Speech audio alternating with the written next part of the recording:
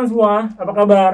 Jumpa lagi kita di podcast Berani Berinvestasi bersama CGS CIMB Sekuritas Indonesia. Nah, pada kesempatan kali ini, seperti biasa, di podcast kita kali ini, saya ditemani oleh rekan saya, Fanny Soerman. Dan saya sapa dulu ya. Hai Van, apa kabar Van? Hai Dit, baik-baik. Oke, nggak kerasa ya Van? Setelah kemarin, belum terlalu lama ya, kita kali ini kembali lagi bersama untuk bisa membawakan tema yang menarik bersama dengan teman-teman semua nih yang mendengarkan dan menyaksikan kita semua ya, tentunya di podcast kali ini. Nah Van, pada tema kali ini tentunya kita pengen selalu ngebawain insight yang menarik. Nah kali ini nih saya ingin menanyakan ke kamu nih Van ya, kira-kira kan kita tahu bahwa kemarin baru ada BI rate ditahan nih Van ya, dan kemudian Bank Indonesia ternyata ada rencana mau menaikkan giro wajib minimum. Nah kira-kira efek ke saham-saham bank seperti apa nih Van? Tapi tahan dulu Van. Nah, sebelum itu saya ingin menanyakan dulu nih ke kamu nih Van. Kira-kira nih Van, kalau kemarin kita sudah tahu bahwa di tanggal 20 Januari lalu ya, BI ternyata menahan suku bunga kita ya di level 3,5%. Dan pasti pertanyaan dari teman-teman semua nih Van, karena pergerakan market saat ini memang cukup berkorelasi ya dengan adanya statement dari The Fed juga yang akan menaikkan segera suku bunganya di tahun ini. Nah, kira-kira nih kalau untuk domestik sendiri Van, pandangan Fanny seperti apa nih? Kapan sih kira-kira Bank Indonesia ingin menaikkan suku bunganya, Van? Oke, thank you banget nih untuk pertanyaannya. Nah pastinya memang teman-teman juga tahu ya, belakangan ini market kita cenderung volatile gitu ya. Bahkan kalau bisa dibilang kalau udah ada indikasi nih The Fed mau naikin gitu ya, marketnya koreksi gitu ya. Nah itu bukan cuma di Indonesia aja nih, bahkan di USA sendiri juga begitu ya. Nah kalau pertanyaannya adalah kapan sih kira-kira BI akan menaikkan suku bunganya gitu ya. Balik lagi nih, jadi sepertinya memang BI sendiri masih lihat-lihat dulu nih kira-kira seperti apa gitu ya. Jadi misalkan nih udah ada indikasi The Fed-nya akan mau menaikkan suku bunga gitu. Nah otomatis Bank Indonesia juga akan menaikkan suku bunganya seperti itu ya. Nah jadi memang ibaratnya kalau untuk BI sendiri nih dia membuat proyeksi ya bahwa The Fed ini berpotensi untuk menaikkan suku bunganya itu 4 kali nih di tahun ini deh. Gitu. Dan kenaikannya itu akan dimulai di bulan Maret 2022 gitu. Bulan Maret 2022. Wah, berarti nggak lama lagi nih Van ya. Oke. Jadi memang penting banget nih untuk teman-teman ketahui ya Van. Nah, kira-kira nih kalau dari prediksi CGS sendiri nih Van, BI akan menaikkan suku bunganya ini kira-kira kapan nih Van? Nah, kalau dari Bank Indonesia sendiri sebenarnya nih target kita ya dari CGS itu akan mulai menaikkan di second half 2022 gitu. Jadi di semester kedua gitu ya. Dan naiknya pun nggak sebanyak The Fed nih 4 kali ya. Jadi kita prediksi hanya akan ada 2 kali kenaikan di mana masing-masing kenaikannya itu adalah 25 bps gitu. Jadi di akhir tahun prediksi kita itu ada di level 4% nih untuk suku bunga kita. Gitu. 4% berarti. Oke. Jadi catat nih teman-teman semua 4% ya prediksi dari CGS CIMB. Nah, kira-kira nih Van, menarik juga untuk kita bahas bahwa kalau di luar sana sebenarnya kita kan udah tahu nih Van ya, tapering seperti di US ini akan seperti apa, karena pasti teman-teman juga kalau mengikuti podcast kita sudah kita jelasin juga nih ya, tapering itu apa, kemudian mekanisme taperingnya seperti apa yang akan dilakukan The Fed. Nah, kali ini khusus untuk Bank Sentral sendiri, Bank Sentral Indonesia kita sendiri Van, kira-kira tapering yang akan dilakukan oleh BI seperti apa? Dan karena kalau misalnya kita lihat nih ya, teman-teman pasti ingin mengetahui juga nih, beda nggak sih kira-kira yang dilakukan BI dengan The Fed di luar sana Pak? Benar-benar. Jadi memang bukan cuma The Fed aja yang tapering ya, tapi di dalam negeri juga ada yang namanya tapering nih. Nah jadi taperingnya itu seperti apa? Ini sebenarnya Bank Indonesia ini mulai mengurangi pelonggaran likuiditas. Ini akan dimulai di bulan Maret ya. Jadi di bulan Maret 2022. Nah dengan cara gimana? Ini pelan-pelan akan menaikkan yang namanya GWM atau giro wajib minimum. Gitu. Nah jadi GWM untuk bank umum konvensionalnya saat ini kan sekitar 3,5% nih. Nah nanti di 1 Maret 2022 ini akan naik menjadi 5%. Dan kemudian nanti di 1 Juni 2022 itu naik lagi nih jadi 6% gitu ya. Dan di September 2022 naik lagi nih jadi 6,5% gitu. Tapi ini balik lagi untuk bank umum konvensional ya. Cuma BI ini juga memperkirakan ya dan memastikan juga sebenarnya bahwa kenaikan GWM ini nggak akan mengganggu ibaratnya untuk bank-bank bisa menyalurkan loan-nya seperti itu. Karena balik lagi likuiditas kita ini lagi banyak gitu ya. Jadi dipastikan tidak mengganggu seperti itu.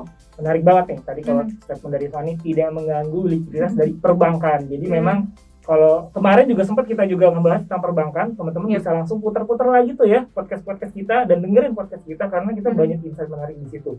Oke, Van.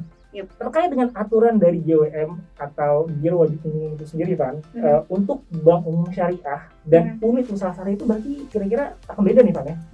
Benar, memang ada sedikit perbedaan ya dengan kenaikan dari GWM bank umum konvensional. Nah, jadi bedanya di mana? Kalau yang saat ini nih untuk GWM yang BUS disingkatnya ya, Bank Umum Syariah, dan juga singkatannya nih UUS gitu ya, yaitu Unit Usaha Syariah ya. Jadi untuk si BUS dan si UUS. Nah ini nih saat ini GWM-nya tuh 3,5%. Nah nanti per 1 Maret 2022 itu akan naik jadi 4%. Nah kemudian di 1 Juni itu naik lagi nih jadi 4,5%. Dan per 1 September 2022 naik lagi ya jadi 5% gitu. Jadi agak lebih rendah nih ya dibandingkan dengan kenaikan GWM dari bank umum konvensional gitu, Dit. Oh, menarik banget ya. Kalau dari angka-angka yang dijabarkan oleh Fani tadi, jadi memang lebih besar ya kenaikan GWM ke bank konvensional ya, Van ya. Kalau tadi yang dilihat dipaparkan oleh Fani ya dari data. Nah, pertanyaan selanjutnya nih, Van.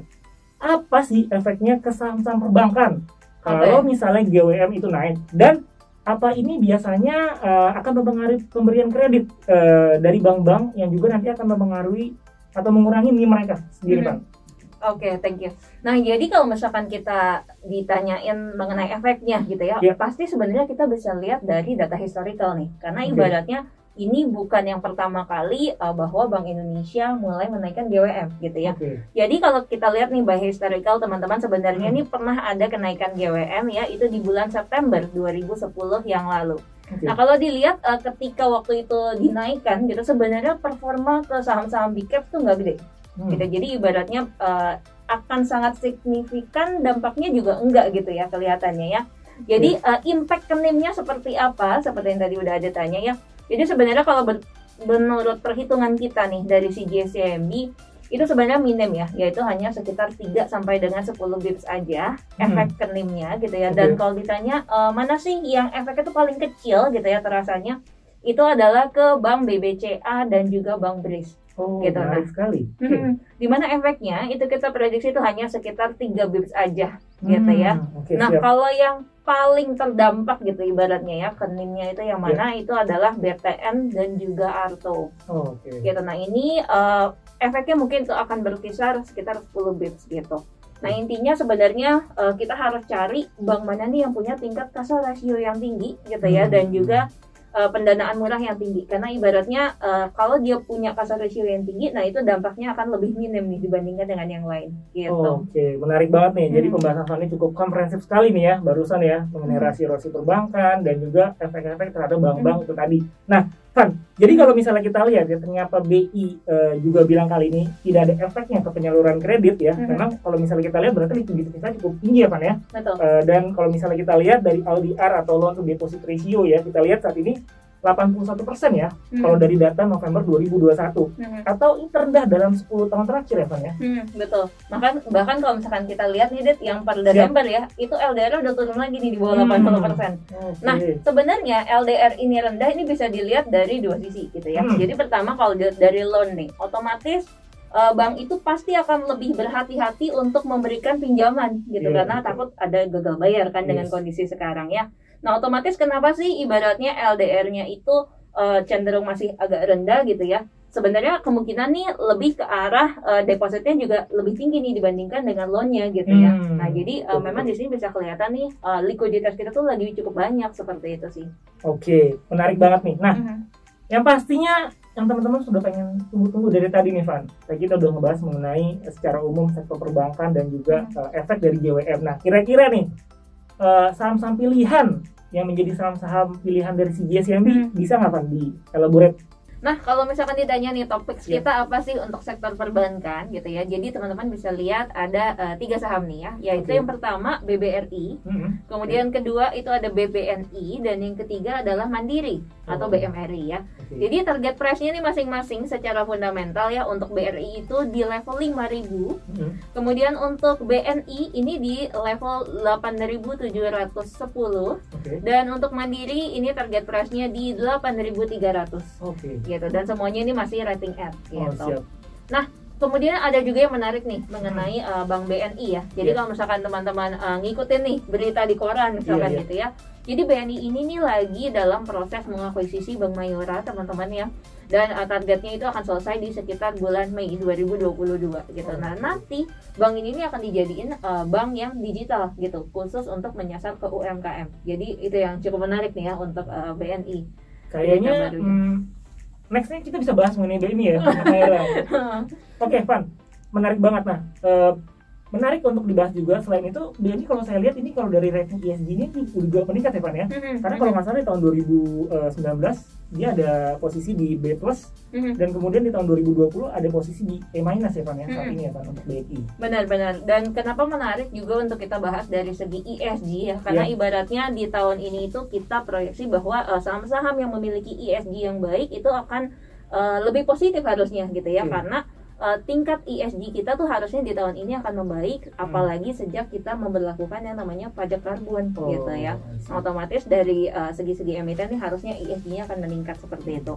Nah, bicara tentang ESG nih, jadi topik kita dari CGS-CIMB ya, ada yang baru yaitu ada BCA, kemudian Telkom dan juga BNI. Jadi ini topik untuk ESG kita ya, yang berkaitan dengan ESG.